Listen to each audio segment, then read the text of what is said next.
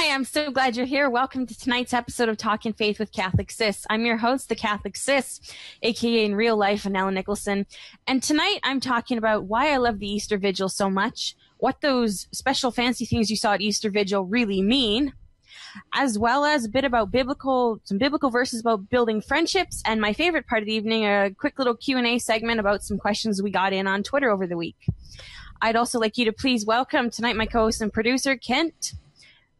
There he is. Hello. Wave to the people, Kent. Hello. We could do our wave. We have to wave to people. You know how much we love doing that. So how are things in Ohio today? I'm doing good. We're having some nice shows tonight. I'm kind of in the middle of them all, aren't you? I know. Yeah, it's great. I'm having fun, and we're on time. Everything's going pretty smoothly. Hopefully, everybody can watch us. Refresh if you can't see us. Maybe if you get a blank screen, refresh. Yeah, just refresh it. I have to turn off the stream. I'm jumping back and forth, so every show. But we're working on it. So I have to ask: Is it sunny in Ohio? I know it was snowing. It's sunny here in Canada. Is it sunny in Ohio? It was nice. It was raining a little bit this morning, but then the afternoon. It's funny how we, the Tactical Catholic, we always talk about weather at the beginning. So there is sun on that side of the country. We do have sun. We do have sun. Not all the time, but yeah. Okay, it's good to know. Just stay over here. It fits in with Easter. So how was your Easter? It was great. Just being with my family, going over to the parents, and just watching the kids go through. And then it's tough to get them to all the great masses throughout the Holy Week. So did you go to Tritium? Yeah, we went. I wanted them to see going to Holy Thursday and just seeing, that the service and they were asking questions, and so it was nice. And that's great. It's great they got to experience that. Yeah. So we try. It's very it's difficult at times to get to everything. So. Get everybody in the car dressed and to the church. Yes. But then did you guys make it to Easter Vigil or Easter morning? Easter day, yeah. We went so we went early in the morning and got everybody all dressed up in their Easter dresses. They're so cute. I mean, any kid dressed up for Easter and it's packed. That's the great thing, to see the parish packed, and you feel bad for everybody that has to stand, but throughout the rest of the year you don't have to stand. You can sit down. It's so one please day come of the back. year. Stand up. Yeah. So you could definitely. So yeah, it was great. How about you? So I went to Holy Thursday. I went to Good Friday. Good Friday is my favorite Mass of the year, as odd as that is. Really, Good Friday? Can you pick a Saturday? But I ended up going to Easter Vigil, which is great because second to Good Friday, it is my absolute favorite Mass of the year. And there's a couple reasons why. First of all, I am in love with the smell of incense. I think it is the greatest thing ever. Yes. I could sit there and smell incense all day and just be like, incense is great. We have, Good Friday. I really like, Ashley gets, it's not technically a mass. It's a liturgy, right? And Good Friday has so many, exciting kind of things going on in it, but there's no incense on Good Friday. So right. I'm assuming they use incense in your parish very often. Our priest uses it all the time. Incense happy, is he? Yes. There are priests like that. Any occasion, quick, let's break the incense out. And then you have the ones where for our baptism.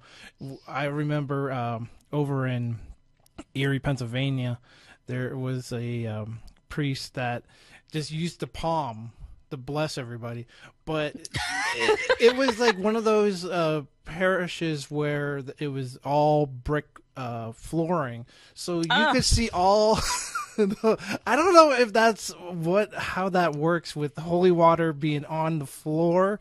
I did not think of that. I'm an altar server. Did not think. I thought of the candle wax, right? You know, you go Easter morning and there's all these little dots of candle wax everywhere, all over the pews, that carpet, people's hair. You know, it's just nasty. Yeah. But yeah, incense. And then you get those priests. Makes me sad, right? With the ones that I'm like, could you put any less? You know, I like the ones where it's like this big, huge cloud of smoke. Yes. It just smells so good. You know, I loved it so much. I actually wrote a whole blog post on it because I've been an altar server for years, and I used to think, gee, that looks fun. They just get to swing it however they want. Did you ever think that there's a rhyme and reason? Well, no, I just thought they get to have fun. So there's my happy little priest. I wrote a whole post on it on CatholicSis.com. You can go check it out and read up on it. But it was really interesting. Like, I don't know, were you ever an altar server, Kent? No, I was not. I'm pretty sure my wife. Well, I know my brother-in-law is, and I mean he's becoming a priest. I think he's probably in his 4th year in seminary. So he's right there, and he's working at a parish. So I'm okay, pretty and then sure he's he right was. up there, ready to go. He was, and no, I was not. Yeah, I've been wanting to think this year would be my 5th or 6th year, I think. So I think the first Easter I was like, what? There's actually a rhyme and reason to it. I literally just thought they just get to swing it until they felt like it, and like, oh, okay. But actually, there's 3 different categories. We incense God, and that's in sets of 3, and then we incense people, and that's a set of 2 swings. I'm like, oh my goodness, there's rules here, huh? I thought it was just however I thought. Yeah. So you have, first off, I love the incense about it. Then I love the fire, right? Fire happy. Yeah, you get to see fire. I get to see candles. Yeah, we got our beautiful Paschal candle, because the Paschal fire symbolizes new life. And actually, before I forget, the incense actually does have a meaning. Incense symbolizes our prayers rising to heaven and our adoration rising to heaven. And then, our Paschal fire symbolizes new life. The Paschal fire is lit at the beginning of the Vigil Mass, that really long performance out in the vestibule, right? Then we have the Exalted when everybody comes in, and you're like, wow, this is, I used to think it's like a really long poem. It's really nice. Yeah. Really long poem. And then we, at baptisms throughout the year, we relight the Paschal candle as well. So I also like that part, right, where we get to renew our baptismal promise. I think it's such a uniting moment. Like, what do you think about that? Do you like being able to kind of profess? Oh, I think that's great. And one thing you learn about is everybody's back to, it's almost like, okay, reciting, I know it's political, but everybody knows the pledge or any kind of thing. Okay, yeah. You can use so many different analogies, but just to be able to express that again I think, and I don't know how your parish, but I know in Erie they would every week throughout Easter they would that the holy water, and really and I don't know if that's I know ours we usually only do it. They do it Easter Vigil, Easter morning. That's it. Then that's the last we see of the holy water until. Yeah, there's some. I don't know if that's illegal or I don't know what those. I don't know the story on that, but you're confessing, your faith again, and I think sometimes. I think it's great. I think it's there's sometimes like when you go to weddings, they make you do the same thing. Like when you're witnessing a Catholic wedding mass, then I'm like, so actually you get some years where you get to do like 6 times throughout the year. We went to 2 baptisms and 3 weddings and Easter, and this is great. Yeah.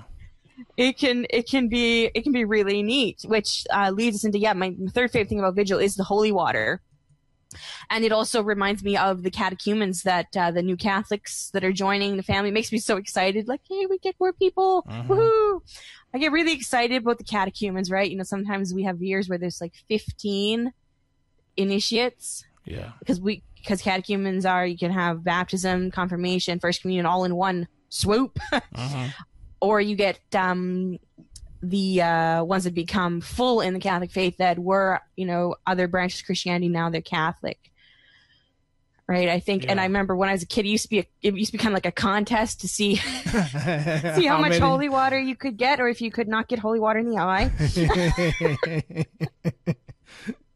You know, because you get, you know, sometimes it depends. Or you get a priest that is, you know, very, very, you know, he's just kind of, we're just going along. Then you get the ones that just wing it at people. Yes. Yeah, and it's really funny, right? You know, like, who got holy water in the eye? And the fourth thing is bells. Like, I know I'm assuming when you guys went to Holy Thursday, there's the bells here during the Gloria on Holy Thursday. And we do bells because it helps us, it's reminding us of the joy of the resurrection. The bells toll on Easter Vigil to remind us that Christ is risen. I love the bells. Well, and that's the great thing about everything that Jesus and God basically, you know, just you know, how, you know, finite minds and how we understand things. You know, we need some kind of feel, you know, sense, some kind of sense to understand. Yeah, you have to engage your senses and stuff. Yeah, and makes it exciting. Makes it right. Smell, because the bells. Yeah, you know, you listen, smell the incense, hear the bells. I mean, it goes, feel the holy water hit you in the eye. The whole gamut. Yeah, exactly. The whole gauntlet, right? So you get the bells on Holy Thursday, and then that's it. There's no more bells till Easter Vigil, right? We have those lovely wooden. I can't remember actually the exact theological term for it, but everybody calls them the clackers, right?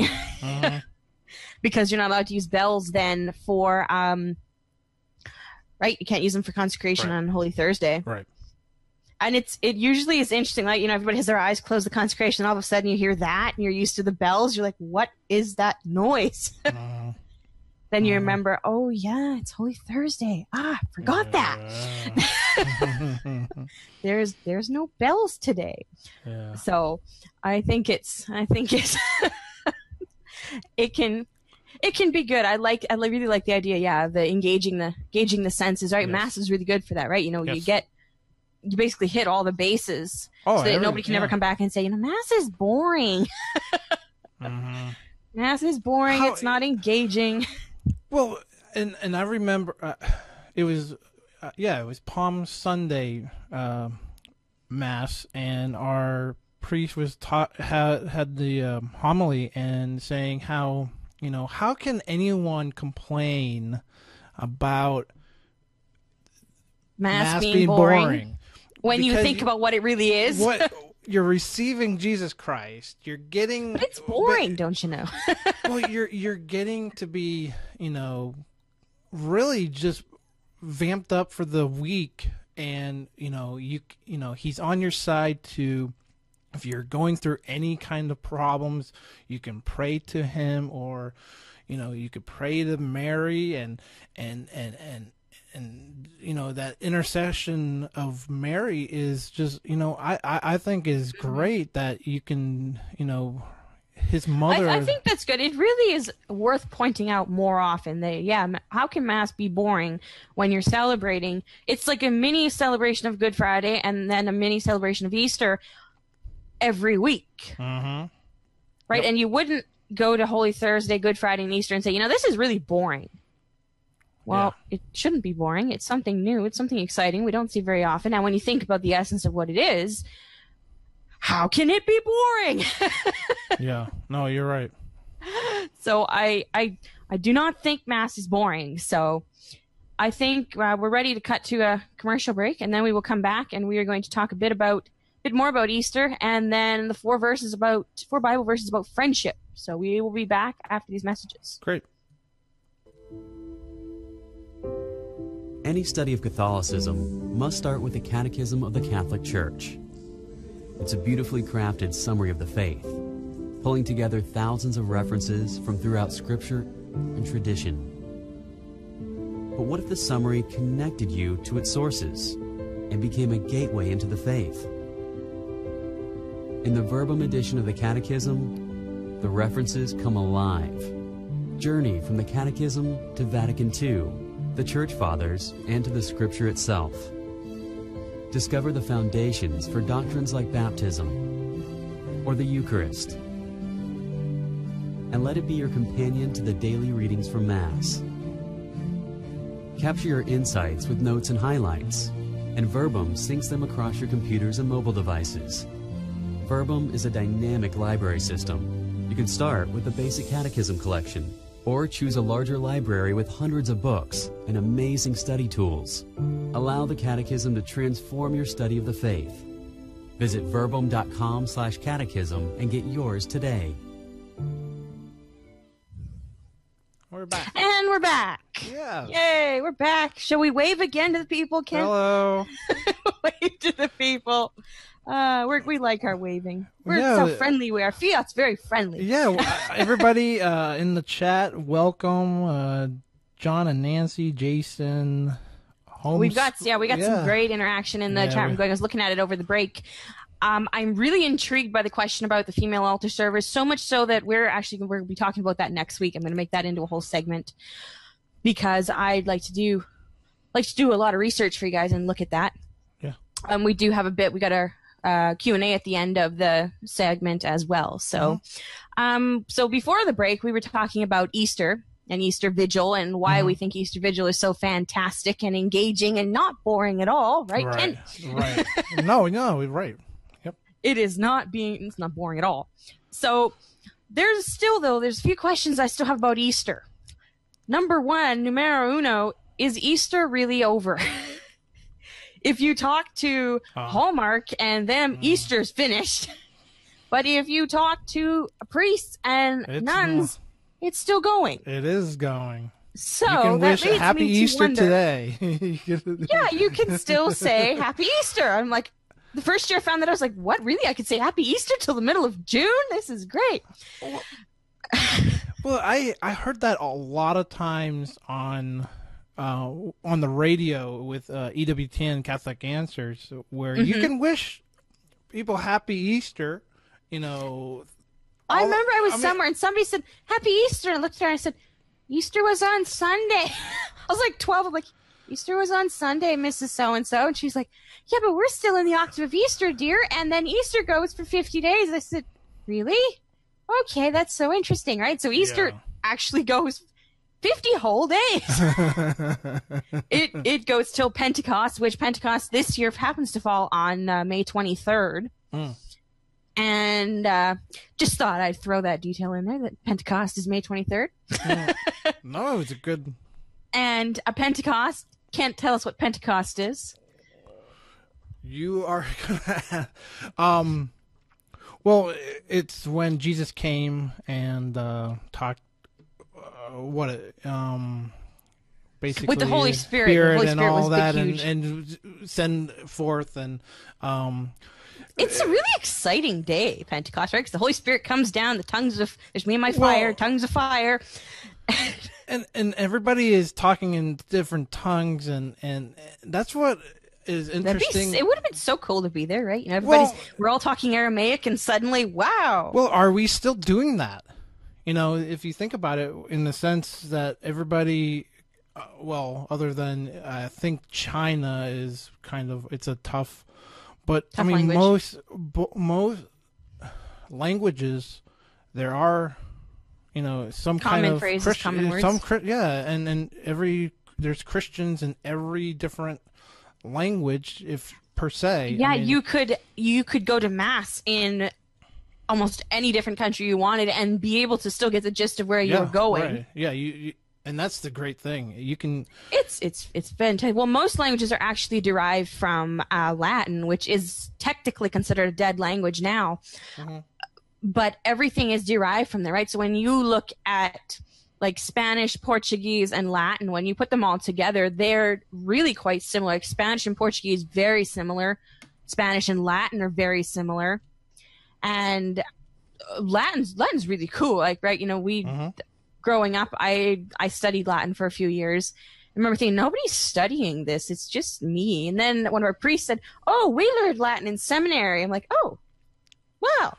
Did not know that. I thought I was the only person who knew what this was.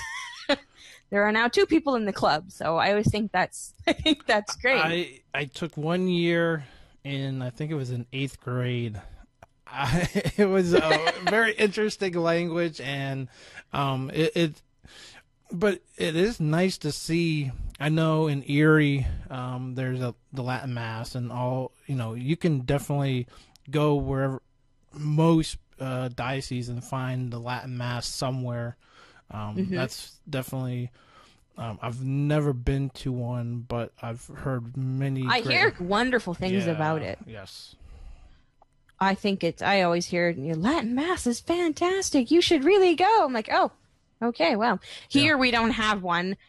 We don't have one in my diocese, but the archdiocese on the mainland does. Right. So our diocese doesn't. We don't have I don't even think our cathedral does Latin Mass. Don't think so. But and then the second question I have is, okay, Easter's 50 days long. Why does it have to be so long? Why couldn't we just have 2 days? In Canada, we celebrate Easter Monday. It's a stat holiday here. So we get Easter Monday off. Oh, really? Okay, so you usually have a Good Friday off? We get a 4-day weekend. We get Good Friday, Saturday, Sunday, and Monday. Huh. Only 4-day weekend of the year. So I always make a joke, right? Up in Canada, we celebrate Easter for technically only 2 days. The Catholic world celebrates it for 50 days. It's like 25 times more in the church. Yeah. Well, I mean, but I'm like, okay, so if it's 50 days long, what are we celebrating now? Right. I'm thinking, well, he is risen, right? People people say he is risen, and then somebody else says he is risen indeed, right? I'm like, okay, well, hasn't that kind of worn off by now? Well, I don't think that's one thing that we need to, my personal thoughts are, we need to keep that going. And that's one thing that, nowadays we go so fast. Everything is so fast that, let's slow down. Easter's finished by Monday. It's like, okay, we had Easter, happy Easter, he's risen, all right, back to work. I mean, I'm caught up. I don't want to, but enjoy Easter. And that's the thing. Like when I go to work, if I said Happy Easter on Tuesday, people would be like, "Where were you for 3 days? Were we under a rock or something?" Yeah. It's not Easter anymore. Well, actually, technically, it is Easter. Right. So I was thinking of that. I like your point. Yeah, we have to kind of slow down and enjoy the moment. I guess is a good way to put it. So I have to find out why it's so long. So I was looking around, and my pastor, shout out to our pastor, Father Chris, in his great homily, said over the course of the 50 days, Jesus actually appeared to over 500 different people, believe it or not. 500 of his friends and relatives and disciples and apostles, right? So I was thinking, okay, so when are some I can think of? I can't think of all 500, but I thought, well, he appears to Mary Magdalene at the tomb, right? Then he appears to the apostles liturgically this weekend, right? He appears to the apostles. Then St. Thomas isn't there, so he has to appear again. And then St. Thomas is like, oh, he's risen. Awesome. He is risen indeed. So Easter's already lasted for a week. And then, then there's the disciples on the road to Emmaus, the 2 disciples that are just walking along, and he just shows up. And they say, I usually got a kick out of that gospel, right? They're talking, going along, and then he shows up, and he says, well, what are you talking about? And they said, are you the only person, in essence, are you the only person in the world who doesn't know what just happened? And they say, well, and he's like, no, what happened? Well, Jesus of Nazareth, he was crucified, and apparently he's risen again. Yeah. I can just imagine that. Where'd this guy come from? And how does he know what we're talking about? Yeah. Then I thought, okay, so I'm just about out of ideas. And then I remembered, we still have to have Ascension. So Ascension's still there. Mm-hmm. And then, okay, well, now he's ascended to heaven, so now there's no more Jesus. And I thought, okay, and then we end up a week later with Pentecost. I thought, okay, so I haven't gotten all 500, but that's okay. I'll sit here with a checkbox. Number 1, St. Mary Magdalene. Number 2, just he needs to come on and name them all. I mean, just go through all 500. Nobody stay asleep. We are going all 500. Yes. So I was thinking, so Jesus was visiting all his friends after the resurrection, all 500 of them. 500 is an awful lot of friends. And I thought, so these friends, some of these friends, they were present, in the Easter Triduum, right? If you remember, we had Saint Joseph of Arimathea and Saint Joseph of Arimathea and the disciple Nicodemus, who came and cared for Jesus' body after he died. Then you have Saint John, right, the beloved disciple, who on Good Friday was given the responsibility of taking care of the Blessed Mother. So I thought, well, Jesus is a really good example of friendship and making friends and keeping friends, and I thought it was really good. So tonight I thought it'd be kind of fitting to talk about making friendships in our own lives, but I thought it'd be really neat to pull it from the Bible. Because the Bible is the source and summit of everything, right? So I thought it'd be kind of neat idea to talk about that. So if you want to pop up our first slide there, I think it is Luke 6:31. First one I chose was, and as you would that men should do to you, do you also to them in like manner. Which is AKA the golden rule, right? Yep. So, well, I think we've all heard this verse about 100 million times probably. So what does it mean to you? Does it have, does it just seem like that boring verse, or does it mean something? I think back, as a youth, as a young adult, I think you kind of get that, and for sometimes you want to do the right thing, but part of yourself is telling you to do something that's fun, or let the peers. What are the peers doing? That's not fun. And I think. I mean, as a dad and just a father of 2, it's a totally different change, because you're looking at your kids, and you need to teach the golden rule. And do unto others as you'd have them do to you. Because it's not. How do you express to your kids what you're doing, what you're doing to your, what you're doing with others, and how you're relating and how you're interacting with other people means a lot, because it's not it's just not a one-way street. It's a two-way street with any kind of conversation or any kind of so yeah. Well, that's really important. Everybody has to realize that what you say, it'll affect someone. It's just whether it'll be a positive or a negative effect, right? Yeah. Right. So when we were growing up, we got the golden rule, but it was kind of brought down to really simple layman's terms. Okay, would you want your sister doing that to you? Well, no. Right. Well, then why are you doing that to her? Would you like her to steal your ball? Well, of course not. Well, then don't steal hers. Oh. Yeah. You're living by that. You're just talking about life right now. well, that's what it is, right? I have one sister, and that's exactly how it is. Yeah. Yeah. Well, I want the ball. Yeah, but if she just walked up and took it, would you be mad? Well, of course I'd be mad. She took my ball. Well, then don't take hers. It's kind of, it's a two-way street. Everything has it's that water ripple effect. When you drop a stone in water, you get all the ripples. And that's a big thing with even sin, and there's a ripple effect, and any sin that and so go to confession, because I know the last night we were talking about confessions. We talked a lot of stuff last night with Hungry for More with Al Smith and Tactical Catholic with Andy. I missed it. I was cooking a pie. I missed it. But we, there's a lot of stuff that, on a side note, I mean, we talk about confession. I think I've wrote confession as a tag on so many posts on on the last couple of weeks of shows.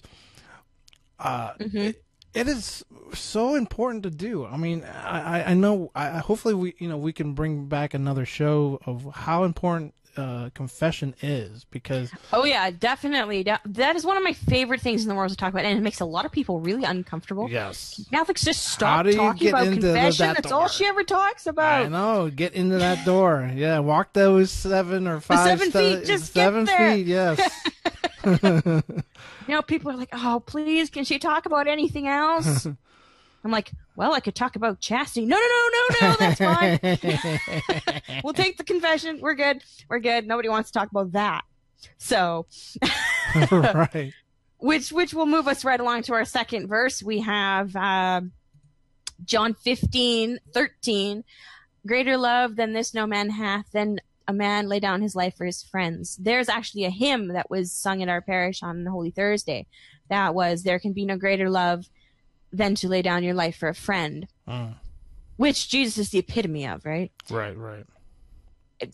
They're not so much his friends on a note, although my pastor was saying Jesus wants to be your friend. I thought, really? I did not think of it that way. What a very interesting point. Well, he wants to. I mean, that's the thing. What we have to realize when we're going to Mass, that he wants to be part of your life. He wants to be your friend. I think that's hard to remember sometimes. Sometimes you think he's just, that guy up in the sky who's waiting to, throw lightning bolts. No, that was wrong. No, yeah. And I think the youth, it's the youth difficult. needs to see the forgiving side of God, right? Everybody knows the God will get mad if I sin, but I think people need to also, especially youth, need to know the forgiving and the friendly side of God, right? Yes. That, yeah, he wants to be your friend. He wants to be a part of your life. He wants to know, gee, I'm excited today because, such and such happened, or, I'm having a really bad day because, I just failed this test, or, whatever. But the verse it can seem a bit untimely, right? It's the whole, okay, lay down your life. Okay, well, that only works if you're Jesus.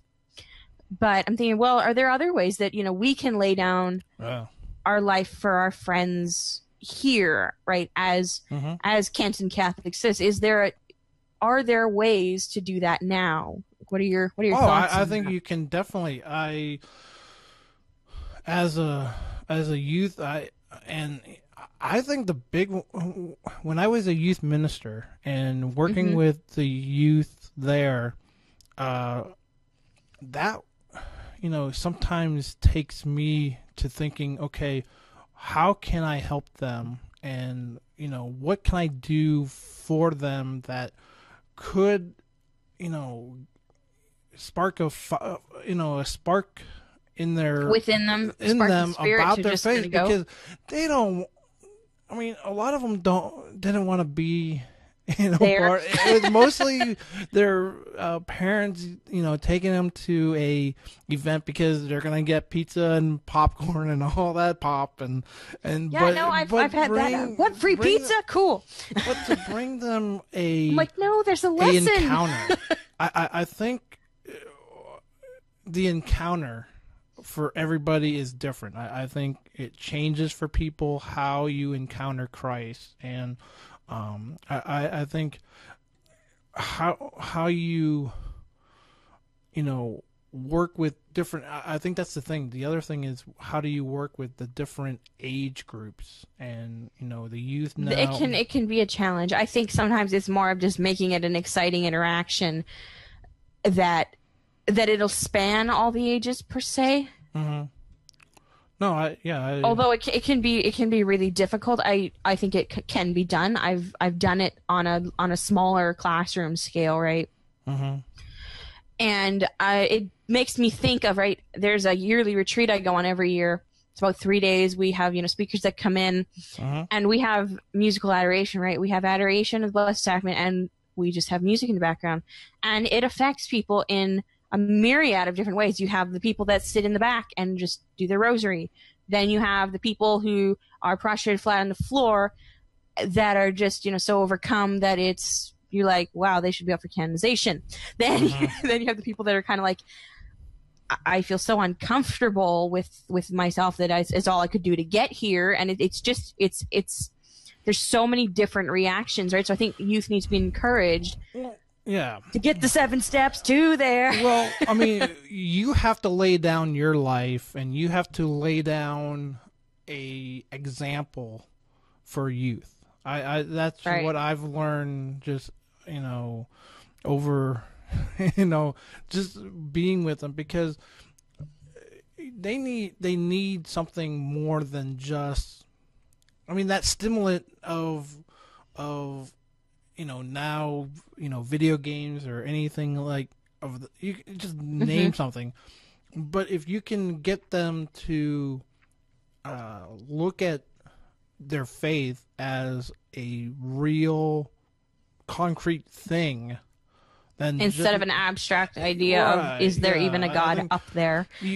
And you have to be an example. I think you have to be part of, you have to show them too. I think that's I like that. So you're saying then, as a recap, as the laying down your life, it's making your life an example to everyone else. I like that. That's a really good thought. Yeah, I try my best. No. That's good. Because otherwise people think, well, lay down their life. What does that mean? Okay, I'm walking with my best friend. There's a semi coming. Quick, let me die for you. Which it could be, throw myself in front of a moving semi. But I like that, being an example. That is laying down, because it is. It's just laying it down in a different dimension than we were thinking. Well, you can either lay it down for someone, or lay it down like Jesus on the cross as an example. It's just the dimension you're looking at it. Well, and I think there's there's so many aspects of that laying down that you can go with. That's what I came to mind. But what are your thoughts? When I think of that, I originally think of a mother, right? There's a car in the road. She's going to put herself in front of the car. That's my first thought. Yeah. And then I'm thinking, okay, perhaps as a missionary, right, going into places where that the faith is not particularly wanted or accepted, no. Or you have to be in secret. So you're laying down your life. You're potentially taking your life in your hands to evangelize, to spread the word. If you're a priest, to bring communion, right, in a place that if you get caught, you're going to be killed. So you're laying down your life for your sheep, right? It's that good shepherd mentality. That's what I think when I hear that. So no, that's great. Okay, see, everybody has a different opinion. It's a different encounter. The chat room, if the chat room has anything, we got a nice chat room going. You can send out your opinions. Yes, we want to see what your opinions are in regards to what does laying down your life mean in terms of 2015, you sitting there watching the show. What could that mean? So while that's resonating, we'll move up to our third verse here, Proverbs 17:17. He that is a friend loveth at all times, and a brother is proved in distress. What are your thoughts on what that means before I go and give a really long, drawn-out answer?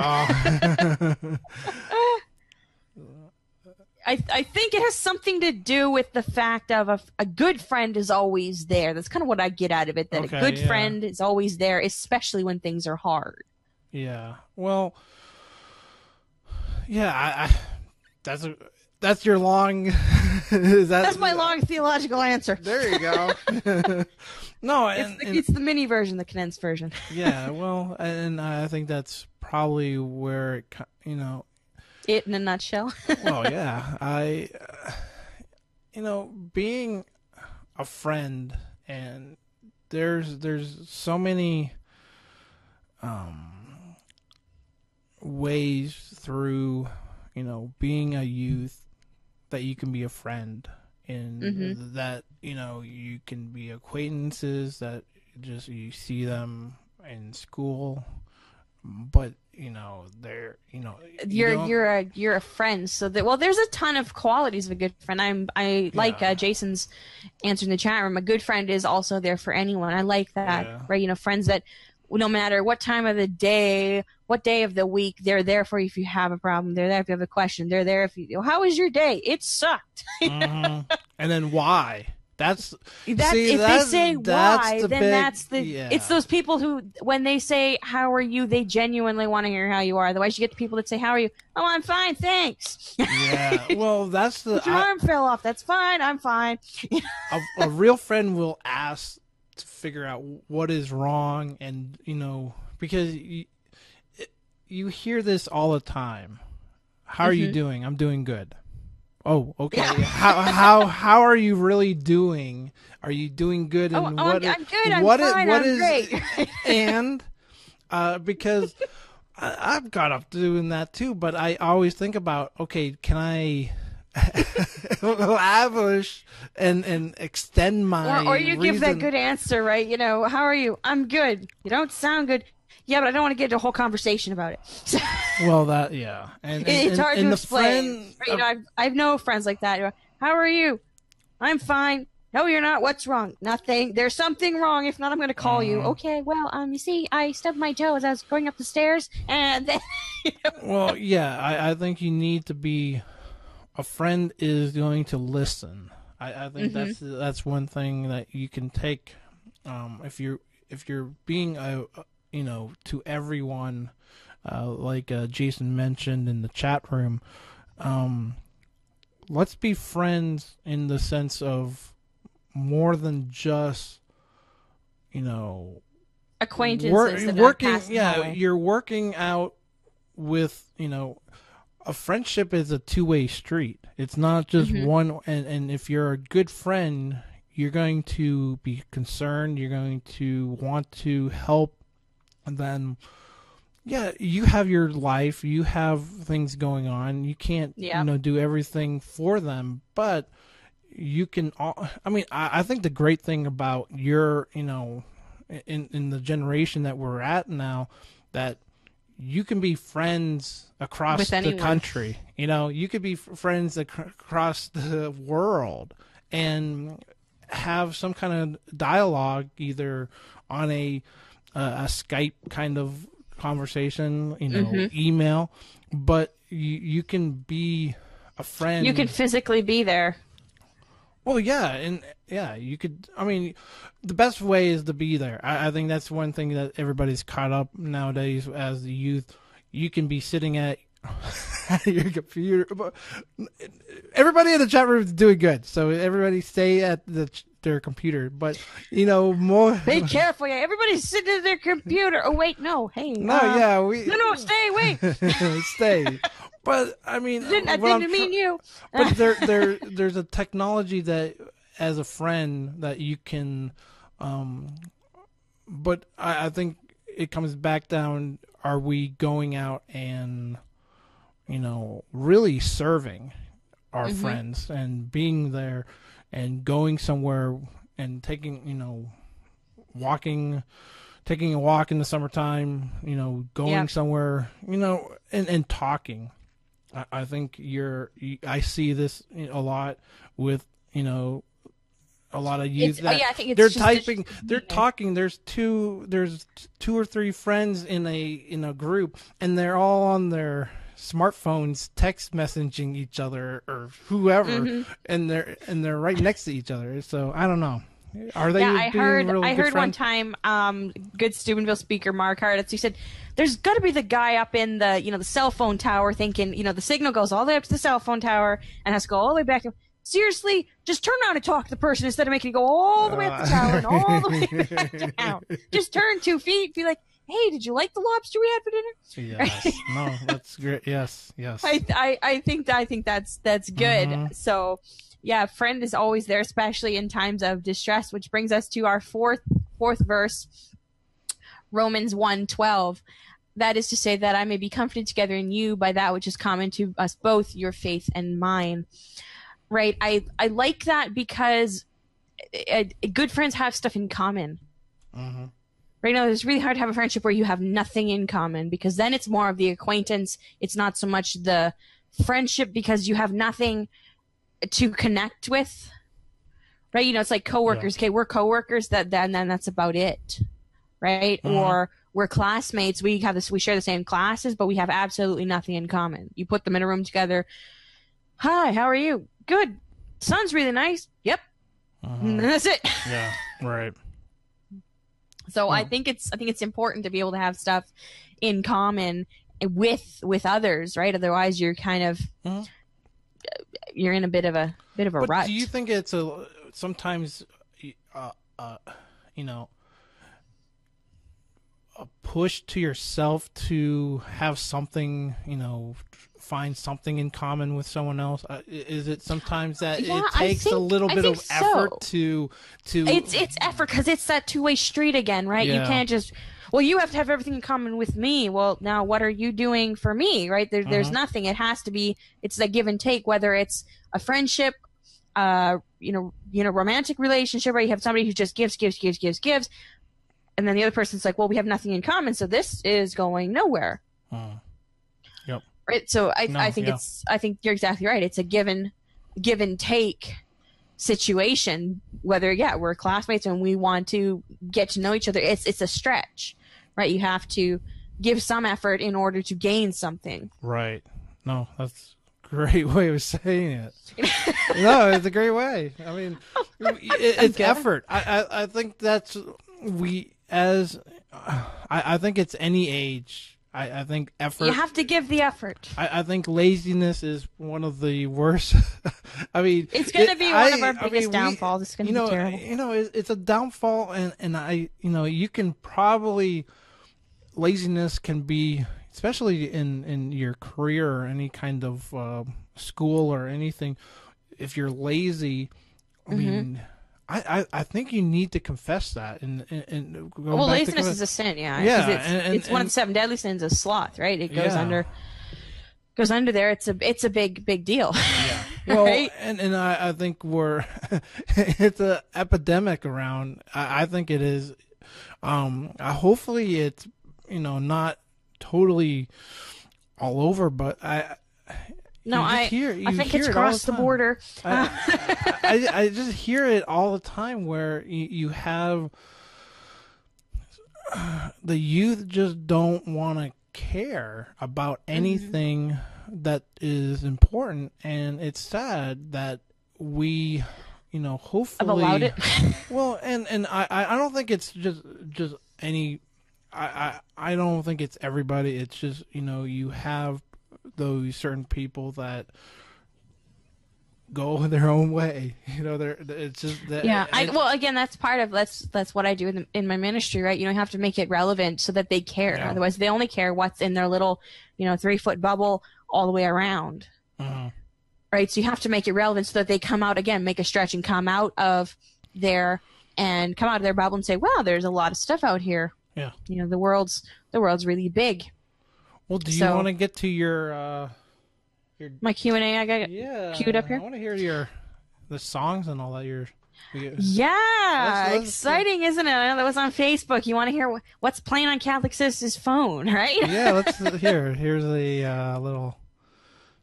Yeah. So we had, I put it up on a post. When the show is done, go check out the post on CatholicSis.com and look at my list and tell me what your favorite songs are, because I always like to find out new music. So somebody on Twitter at Mandarin says, he asked me actually a couple good questions this week. Number one is what are your favorite Easter and Lent songs? And they are, and I quote, some of them might be exclusive to my parish. I'm not quite sure, but there were 2 of them are Good Friday songs. When You Prayed Beneath the Trees, we sing that here, as well as the Lenten Love Song, my favorite song of the entire year.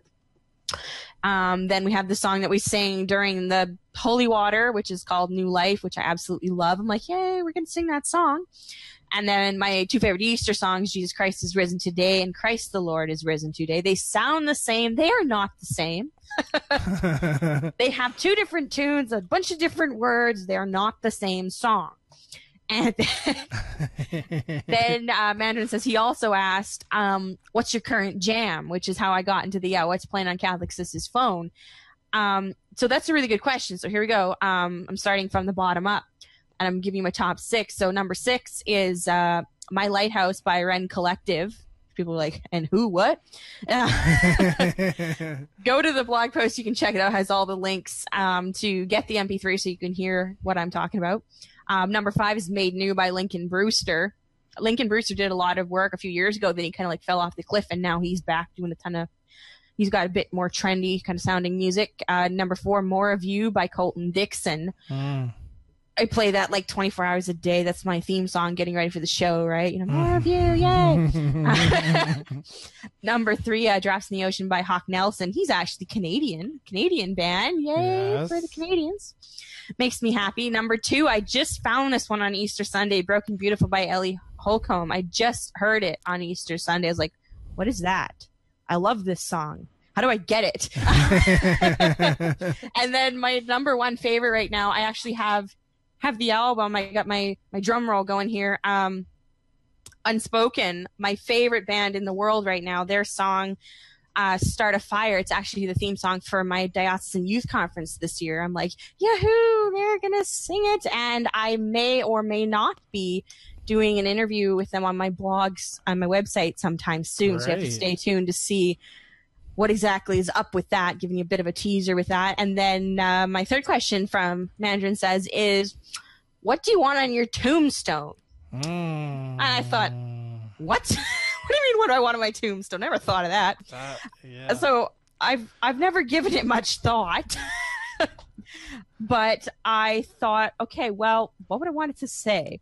So I wrote a blog post about it last night, and it went up today. So when the show is done, go to the site, CatholicSis.com, and read the post and comment below, or even in the chat room, comment below what you would put on your tombstone. So I narrowed it down to either Catholic was your way of life or servant to the next generation. That's kind of what I was thinking. So what would you say, Kent? What would you want on yours?